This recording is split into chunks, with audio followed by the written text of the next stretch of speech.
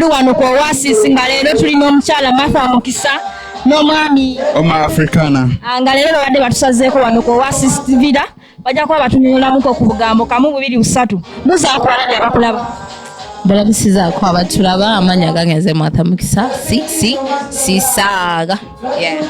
nga tusanyusa okusanga olwaleero kakati Matha Mukisa ng'obadde oludde okuzaako yiti ki ekiriwo olinawo pulaani empya hit twagiziza koda it's a collaboration ne Africana ate oluyimba oluva ku EP yange gye mbadde ngamba abantu gye mbasuubiza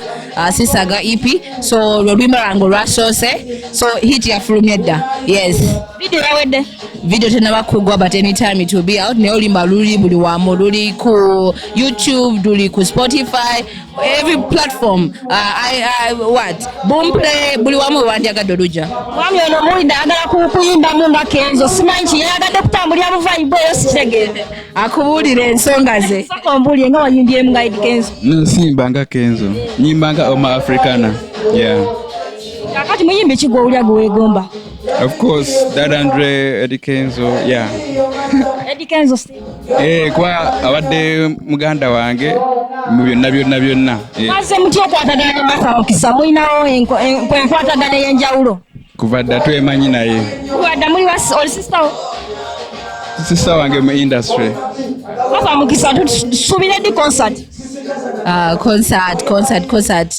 siso ababbirako ebinyuma bijja byokya so naye nga basubire ebintu ebirungi from me I'm still cooking a lot of music nekyo ekinaba kize tujja kibagamba abantu kati Matha Mukisa ogenda kwogerako ku nyambala y'abayimbi ku stage bwe wandiwadde ndowooza kikuba gavumenti yavaayo nega nti mwambala bubi ku stage bwe opinion ye eri etya babaleke mwambale nga bwe mwagala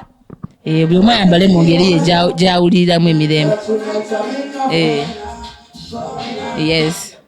kakati sebo kano ke kayimba akasoose oba olinawo obuyimba obulala nayimbayo akayimba kensosa okupafominga abakaita njagala ebyange then ne kolabo ya Matha Mukisa bompeeyo akapera ey'ebyange njagala ebyange baby nze mpe ebyange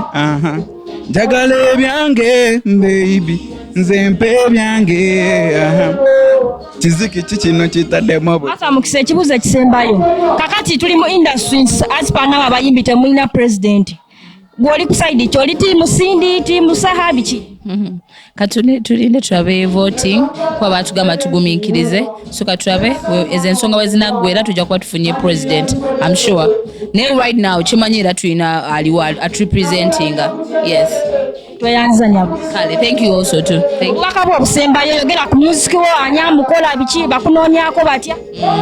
obubaka bwange obusemba tulina kayimba akapya ne Africana kayimba bakayita bikole akayimba kanoonyeko buli wamu tiktokers nga bulijjo kayimba already gye kali ku TikTok do those challenges tuzi reposting